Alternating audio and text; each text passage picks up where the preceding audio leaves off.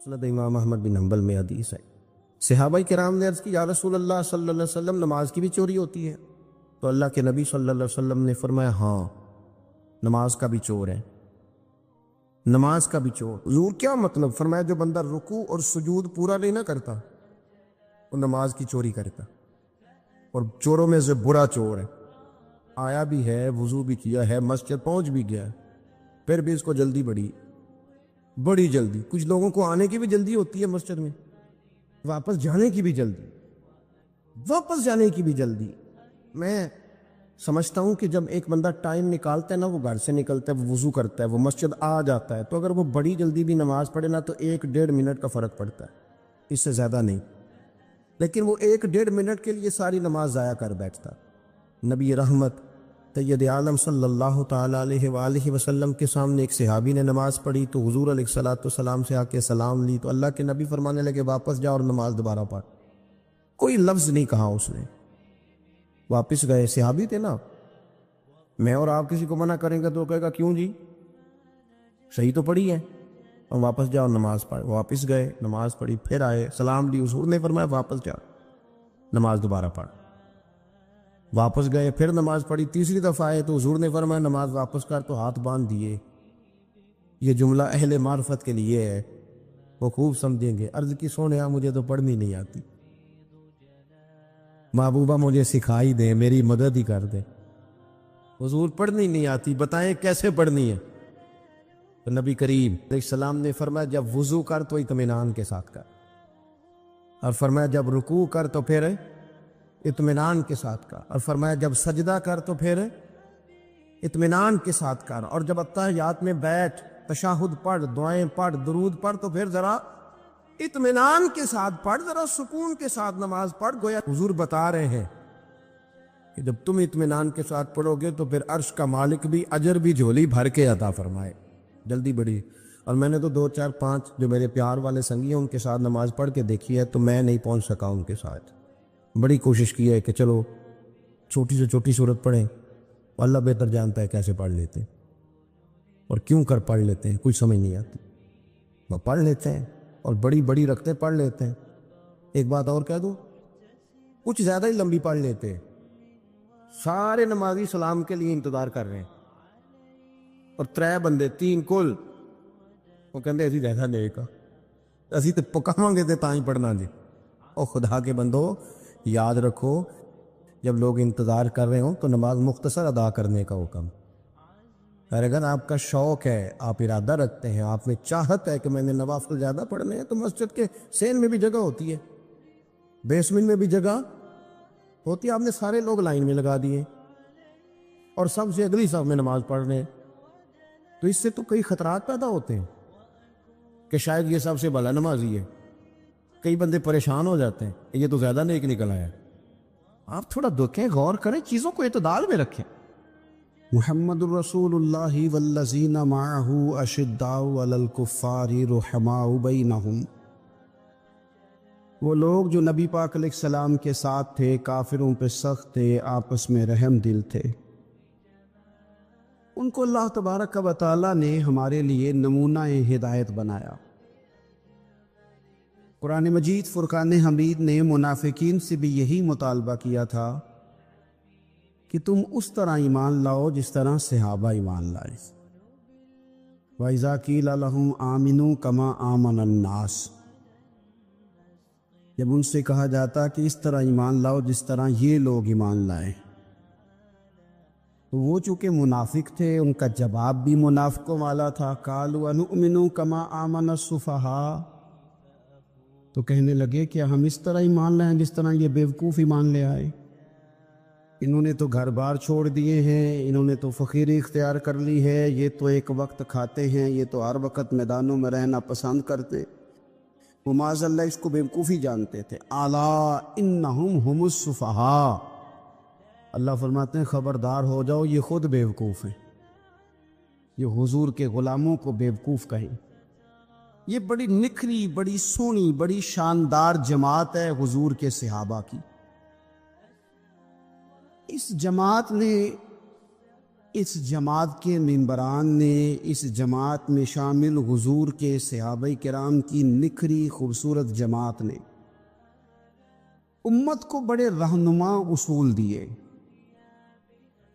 بڑے عالی شان افکار دیے، بڑی خوبصورت یادیں چھوڑی۔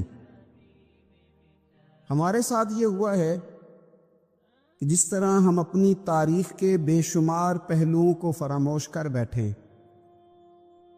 اسی طرح صحابہ کرام علیہم رضوان میں سے جو خاص نورانی عالی شان لوگ تھے اور جن کا تذکرہ پڑھنے اور سننے سے دل روشن ہو جاتا تھا، ہم نے ان لوگوں کو بلا دیا ہے۔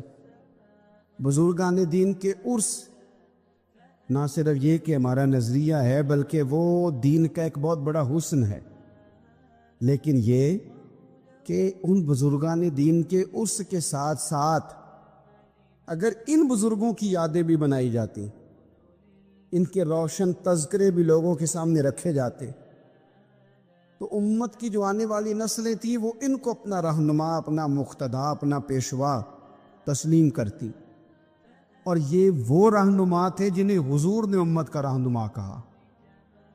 اصحابی کالنجوم، یہ ستارے ہیں میرے صحابہ، کسی کے پیچھے چلو گے تو اللہ تمہیں ہدایت عطا کرے گا۔ ان میں سے ایک صحابی کا تذکرہ، ایک جلیل القدر امین امت، السابقون الاولون میں سے چمکتے ہوئے ستارے، حضرت ابو عبیدہ بن جراح رضی اللہ تعالی۔ حضرت ابو عبیدہ بن جراح رضی اللہ تعالیٰ عنہ ان قرون اولیٰ کے لوگوں میں سے جنہوں نے بالکل ابتدا میں حضور کے دست اقدس پر کلمہ پڑھ لیا تھا، بالکل شروع میں دار ارقم کے دنوں میں، شاید اس سے بھی قبل۔ حضرت صدیق اکبر رضی اللہ تعالیٰ عنہ کی دعوت پر یہ مسلمان ہو گئے، بالکل شروع کے لوگ ہیں، وہ جو 10 لوگ جنہیں حضور نے جنت کی بشارت دی، 10 مبشرہ، ان میں نام ہے حضرت ابو عبیدہ بن جراح کا۔ صحیح بخاری میں حدیث ہے، نبی پاک صلی اللہ تعالیٰ علیہ وسلم نے فرمایا ہر امت کا ایک امین ہوتا ہے، اور فرمایا میری امت کے امین حضرت ابو عبیدہ بن جراح ہیں رضی اللہ تعالیٰ عنہ۔ اہل نجران کے کچھ لوگ آئے، انہوں نے عرض کی حضور کوئی ایک شخص ہمارے ساتھ روانہ کرے، اور بندہ کوئی امانت دار ہو، امین ہو۔ تو حضور مسکرائے، فرمایا میں تمہیں ایسا امانت دار دیتا ہوں کہ وہ اس طرح کا امانت دار ہے جس طرح کا کسی کو امانت دار ہونا چاہیے۔ ختم ہو جاتی ہے اس سے آگے پیچھے یہ ساری تعریفیں۔ فرمایا اس طرح کی امانت دار کو تمہارے ساتھ بھیجتا ہوں، وہ کون ہے؟ فرمایا حضرت ابو عبیدہ بن جراح۔ اتنے فضائل جس شخص کے ہیں، آپ لوگوں کی کمزوری نہیں ہے، ہماری کمزوری ہے۔ ہم نے چاند ایک صحابہ کے تذکرے کیے، باقی بزرگ ترین شخصیات امت کے سامنے آنے سے وہ اس لیے رہ گئیں کہ ہماری ترجیحات کچھ اور چیزیں تھیں، ہمارے فکر کی جولانیوں میں کچھ اور چیزوں نے جوش زیادہ مارا۔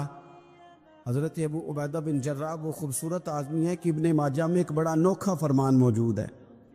ابن ماجہ میں حضرت عائشہ صدیقہ رضی اللہ تعالیٰ عنہ سے کسی نے پوچھا کہ نبی پاک صلی اللہ تعالیٰ علیہ وسلم کو سب سے زیادہ محبوب کون ہے، حضور کو سب سے زیادہ پیار کس سے ہے؟ تو فرمایا سادی سی بات ہے، ابو بکر صدیق سے، عمر فاروق سے۔ اس شخص نے کہا نہیں، میں ان کے بعد پوچھنا چاہ رہا تھا۔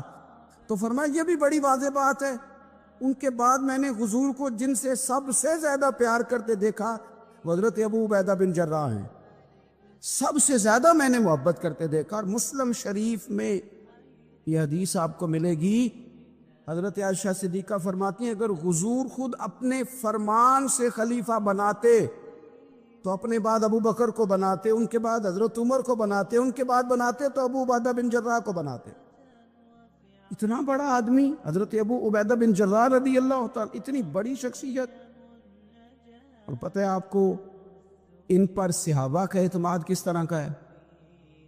جب حضور علیہ السلام کے وصال ظاہری کے بعد صحابہ بیٹھے نا، میٹنگ ہو رہی تھی خلیفہ بنانے کے لیے، امت کا اجماع ہو رہا تھا حضرت صدیق اکبر پر،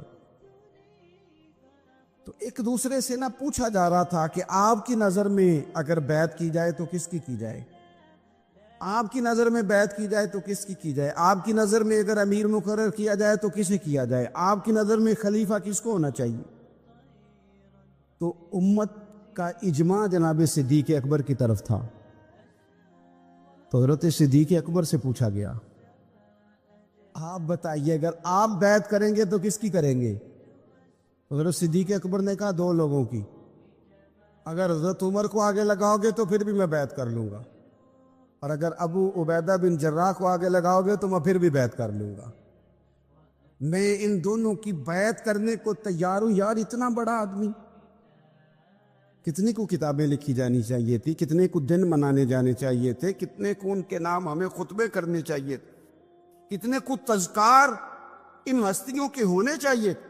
حضرت عمر فاروق رضی اللہ تعالیٰ عنہ کا وصال ہو رہا ہے، کیونکہ جناب ابو عبیدہ بن جراح رضی اللہ تعالیٰ عنہ پہلے وصال فرما گئے تھے، تو جناب عمر فاروق رضی اللہ تعالیٰ عنہ کا وصال ہو رہا ہے۔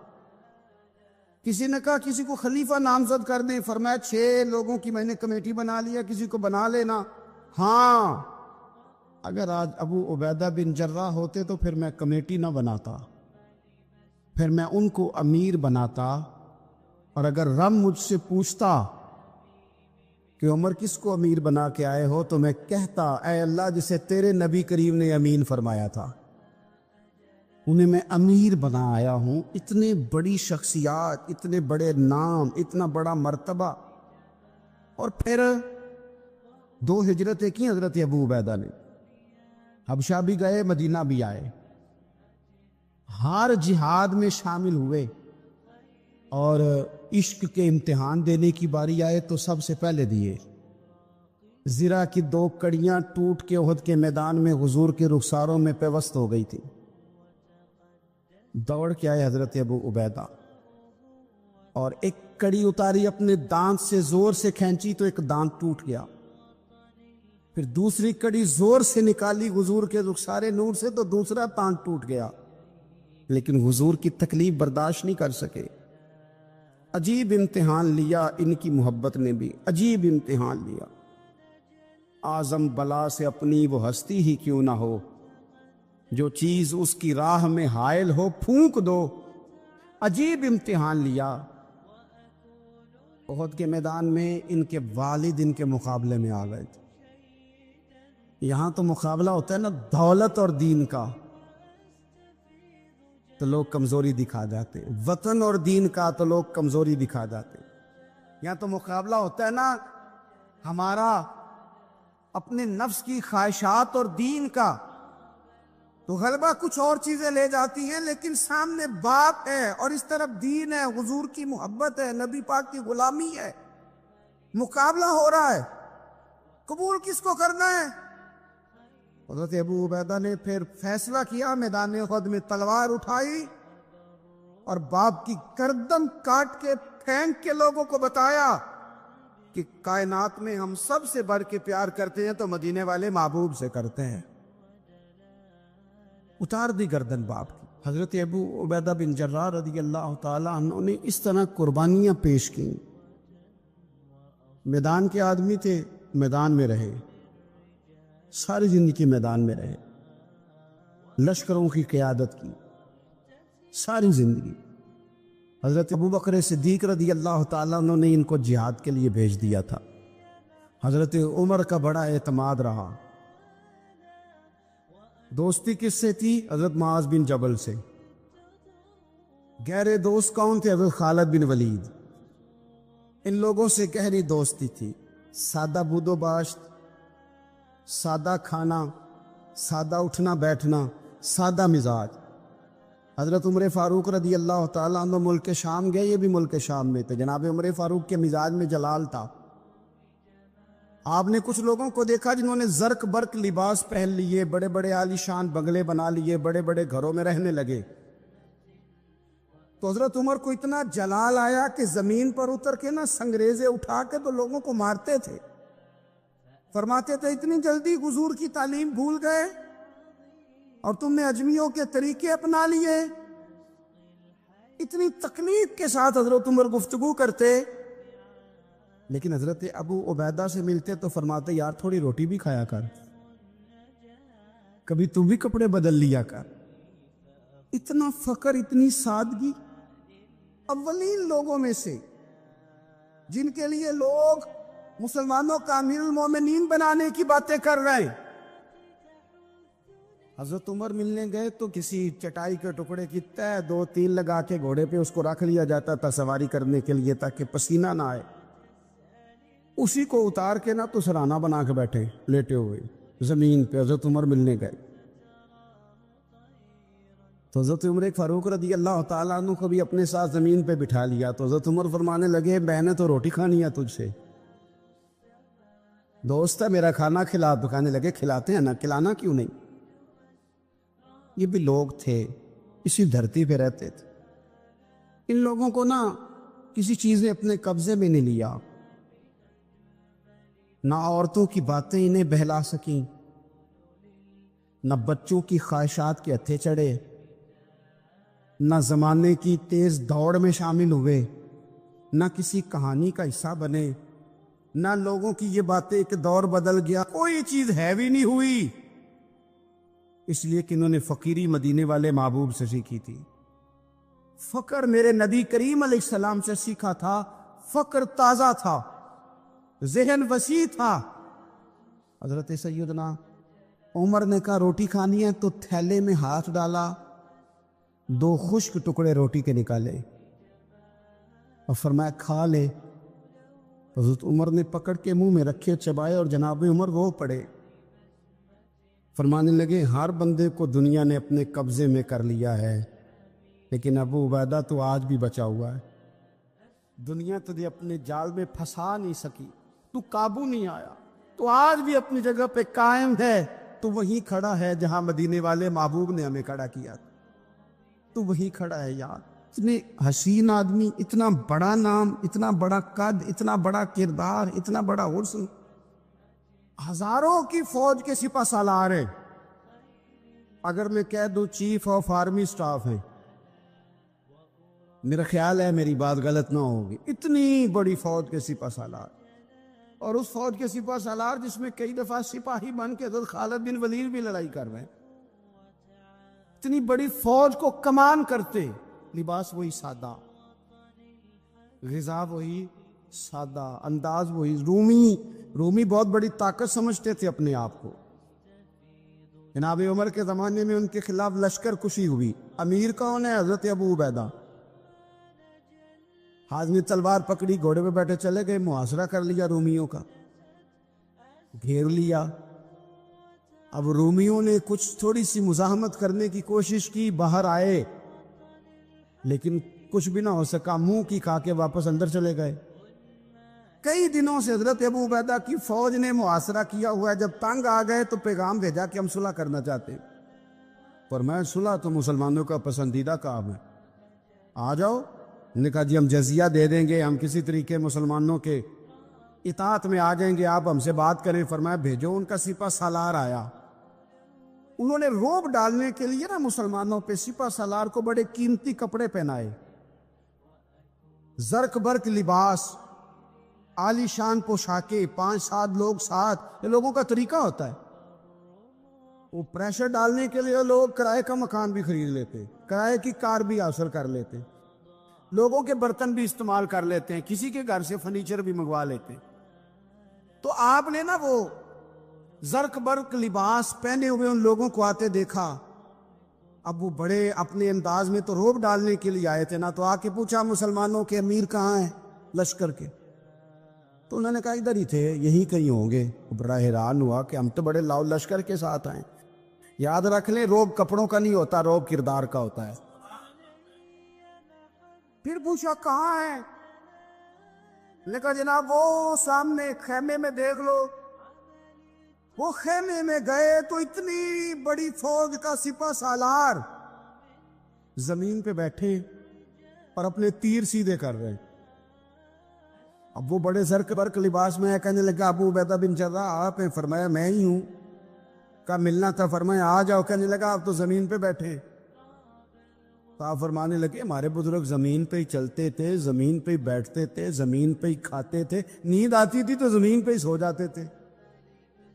وہ حیرانگی سے کہنے لگا آپ اتنے بڑے سپہ سالار ہو کے اس طرح رہتے ہیں؟ فرمانے لگے میری ضروریات ساری پوری ہوتی ہیں، پھر بھی کبھی کوئی مشکل بن جائے تو میں تھوڑا سا قرضہ لے لیتا ہوں حضرت معاذ بن جبل سے، ان کو مشکل آ جائے تو مجھ سے لے لیتے ہیں، تو بالکل صحیح گزارا ہو رہا ہے کہ اس طرح کیوں بیٹھے ہیں؟ یہ کیا بات ہے؟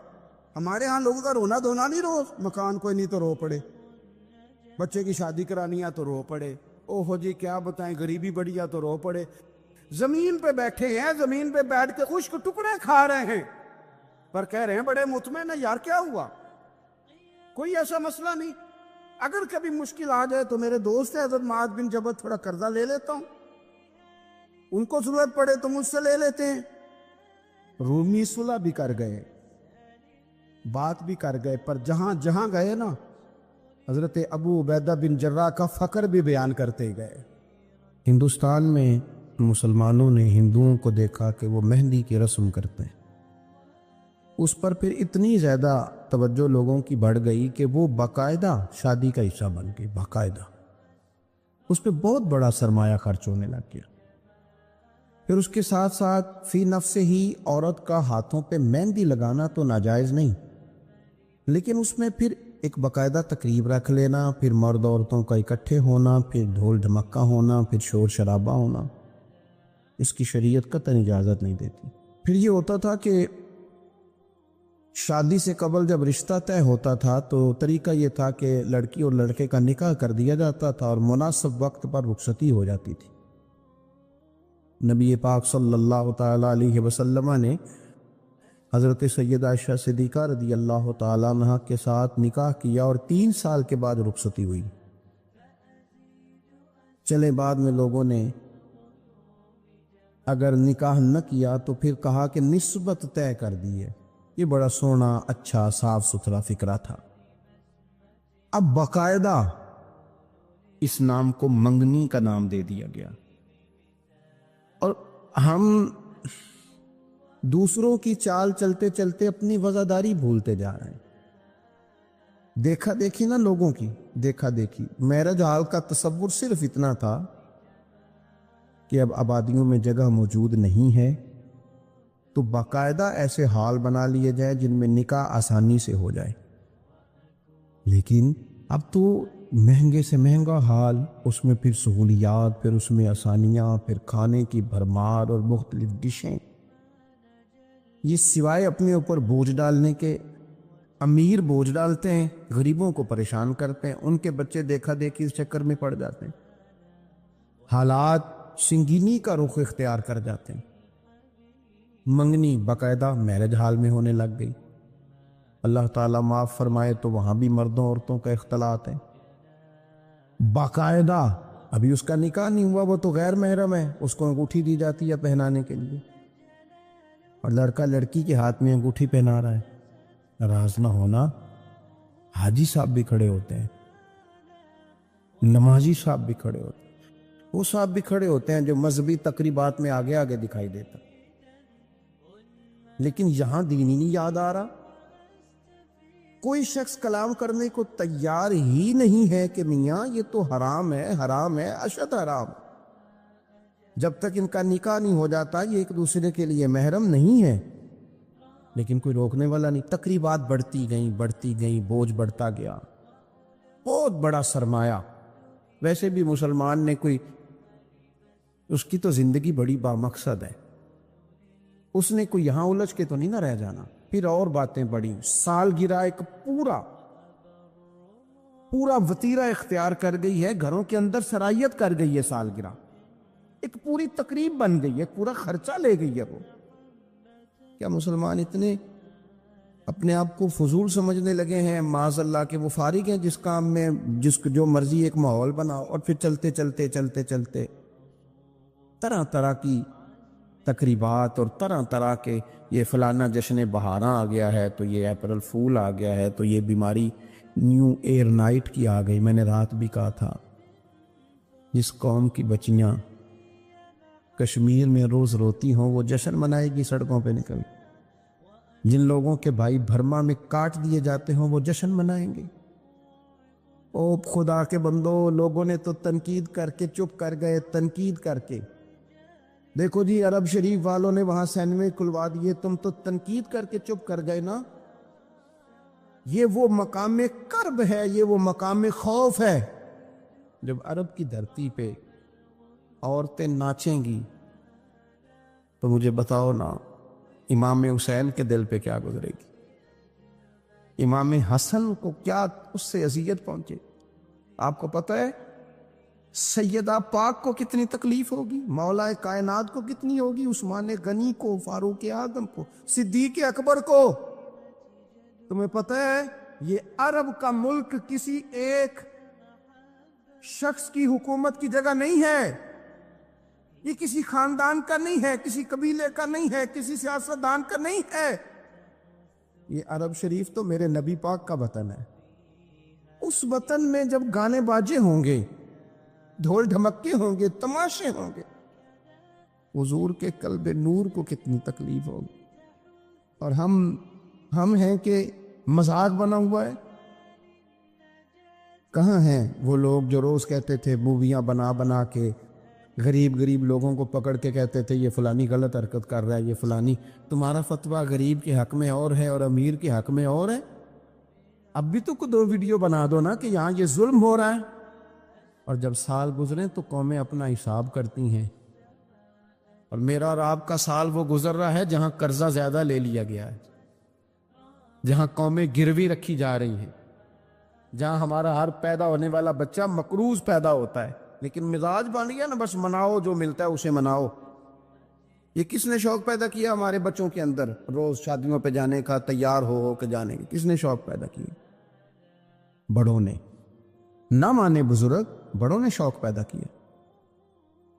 ہم نے ابلاغ اس طرح کا کیا، او کدی کدی موقع آنا ہوتا ہے، انوتے بھی نہ جائیے، ورنہ ہمارے بچوں میں شوق کبھی نہ آتا۔ ہم نے ابلاغ کیا ہے، ہم نے توجہ دلائی ہے۔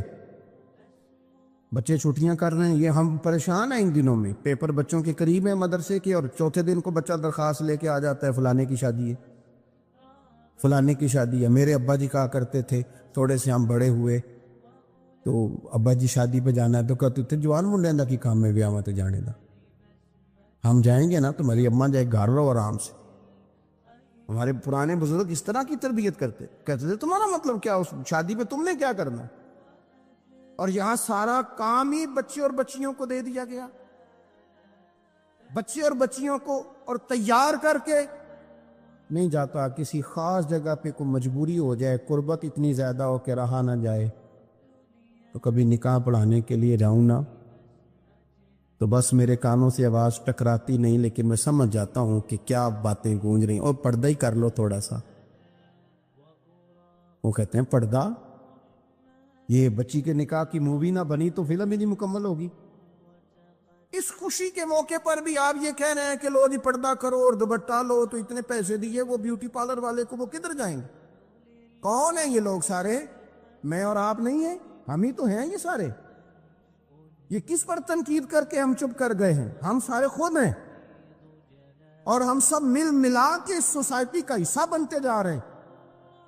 اب تو بھائی وہ مہنگے میرج ہال کے اندر جب میرج ہال لیا جاتا ہے تو ایک سمت عورتیں، ایک سمت مرد، اور بیچ میں پردے کا بندوبست بھی نہیں کرایا جاتا، چونکہ یہ تو دکھیا نوس لوگ ہیں، یہ پردہ کراتے ہیں۔ وہ کہتے ہیں لو اتنی تیاری کی، کپڑے دکھانے کس کو ہیں؟ تم پردہ کرا رہے ہو۔ خدا سے ڈرے، مسلمان ان ابس کاموں کے لیے نہیں ہے، تو اونچے مقاصد کے لیے آیا۔ تو دیکھنا تیری تو بڑی عظمت ہے، کنتم خیر امۃ اخرجت للناس تأمرون بالمعروف وتنہون عن المنکر۔ تجھے تو بھیجا تھا کہ تو دنیا میں خیر عام کرے گا، برائی کا ہاتھ تھامے گا۔ تو کہاں الجھ کے رہ گیا؟ اپنی تقریبات پر تھوڑی توجہ دیں۔ ایک تو یہ خوشی کی تقریبات، پھر ایک غم کی تقریبات۔ میں نے اپنے کانوں سے سنا ہے، کل 10ویں کا اعلان اکٹھا کرا دیا گیا، اور یہ ٹھیک کیا جاتا ہے، ایک ہی دن میں دونوں ایصال ثواب کی تقریبات ہو جائیں۔ اس کا اصل اصال ثواب ہے. اصال ثواب کیا ہے؟ اصال ثواب یہ ہے کہ آپ کو دعا کرنی ہے جانے والے کے لیے، کچھ قرآن مجید پڑھ کے، کچھ اذکار پڑھ کے، کچھ وظائف پڑھ کے اس کی روح کو اصال کرنا ہے. اتنا مقصود ہے. بڑی غور سے، مجھے تھوڑا ٹائم دیں گے آپ 2-3 منٹ کا صرف، اور میری بات پہ نا خاص توجہ کریں، خاص بات کرنا چاہتا ہوں. اگر اس میں کھانا پکانا ہے نا، تو آپ نے کھانا اس لیے پکانا ہے کہ غریب کو، مسکین کو کھانا کھلائیں گے، اور جو ثواب اس کا ملے گا وہ بھی جانے والے کی روح کو ملے گا. لیکن اگر آپ اس میں دعوت پکا لیں، دعوت رشتہ داروں کی، یاروں کی، وہ تو بھائی دعوت ہے. ایک ہے کہ آپ نے کوئی ایسا کام کیا جس سے جانے والے کی روح کو، ہوٹل میں بیٹھ کے کھانا کھایا 4 بندوں نے، موج کی، مرضی کا انہوں نے گوشت اڑایا، تو وہ کہیں اس کا ثواب جائے گا. یہ جو دعوت کا لفظ ہے نا، کہ دعوت کی، امیر لوگ سارے اکٹھے کیے، رشتہ دار، دوست احباب، سیاسی سب آ گئے. اب آپ نے وہ دعوت کی اور نام آپ نے ختم شریف کا دے دیا. آپ تھوڑی گہرائی سے سوچیں کہ یہ ختم بنتا ہے؟ ویسے ذہن قبول کرتا ہے کہ یہ ختم شریف ہے؟ اب میں کہہ لوں، اب میں یہ بات کر لوں کہ ہمارے ہاں کچھ ولیمہ نما چہلم بھی ہوتے ہیں. ولیمہ نما چہلم، وہ ٹائٹل چہلم کا ہے اور اندر جا کے دیکھو تو ماحول سارا ولیمے کا ہے. تو یہ سال ثواب ہے؟ آپ بتائیں ذمہ داری سے کہ یہ سال ثواب ہے؟ آپ غرباء کی دعوت پکائیں گے، غریبوں مسکینوں کی، ان کی دعوتیں اعلیٰ حضرت بریلوی رحمت اللہ نے لکھا ہے جائز نہیں ہے دعوت کرنا اس طرح. ہاں آئے ہوں، کھانا کھا جائیں، فی نفس ہی رشتہ داروں کو کھانا کھلانا، دعوت کھلانا ثواب ہے. لیکن ختم کو، چیلم کو، 10ویں کو دعوت بنا لینا، یہ درست ہے؟ ویسے ان کو دیں آپ، ثواب ہے. لیکن ہمارے ہاں تو مطلب عجیب سا ایک ماحول ختم شریف، یعنی کل 10ویں کا کٹھا اعلان ہو گیا، میں موجود تھا، تو کہنے لگے ویکھو انہیں پیسے لگے جو بچان. خدا کے بندو یوں تو نہ کرو. ایک ان کا والد چلا گیا، والدہ چلی گئی، کوئی عزیز چلا گیا، اور دوسرا یہ کہ آپ یہ بتائیں گھر سے روٹی نہیں ملتی، صرف ختم کی ملتی ہے. اتنی چھوٹی سوچ کون پیدا کرتا ہے؟ یہ تو ماحول میں ہی ایسی باتیں نہیں ہونی چاہیے. میں آپ کو کہہ رہا ہوں، میں مولوی صاحب ہو کے، مسجد کا خطیب ہو کے، حالانکہ چیلم پہ ڈیوٹی مولوی صاحب کی ہے، ان کو تو موقع ملنا ہے 10ویں کا بھی، چیلم کا بھی، کل کا بھی، لیکن مولوی کا بھی تو کول ہونا ہے نا. اسے بھی تو خیال کرنا چاہیے کہ جو چیزیں درست ہیں صرف اتنی درست ہیں، حد بندی سے باہر جائے تو چیز ٹھیک نہیں رہتی. اس لیے ان تقریبات کو بھی یقین کریں. کل شریف پہ ماحول دعوت کا نہ ہو. میں آپ کو ذمہ داری سے کہتا ہوں، کسی کا باپ فوت ہو جائے تو جتنی اچھی دعا وہ مانگ سکتا ہے، درد سے اتنی کوئی اور نہیں مانگ سکتا. لیکن وہ تو دعوت پکا رہا ہے نا، وہ تو دیگوں پہ ہے، وہ تو ٹینٹ کا سامان کٹھا کر رہا ہے، وہ تو ترتیب لگا رہا ہے. اور میں ذمہ داری سے کہتا ہوں، کل سے پہلے 10ویں کے بعد، چیلم کے بعد بیٹوں کی لڑائی ہوتی ہے کہ خرچہ زیادہ ہے، تم حصہ نہیں پورا دے رہے. یہ سال ثواب ہے؟ تیرے ذمہ 25,000 ہے، تیرے ذمہ 30,000 ہے، یہ سال ثواب ہے؟ یہ غلط چیز ہے. کیونکہ آپ، ایک ماحول ہے دعوت کا، ایک ماحول ہے دعا کا، ان دونوں میں فرق ہے. جہاں دعا کا ماحول ہوگا نا، وہاں نہیں یہ ٹینٹوں کا چکر، روٹیوں کا چکر، یہ آنے جانے والوں کا چکر، میرج ہال، وہاں نہیں. وہاں تو لوگ قرآن شریف پڑھیں گے.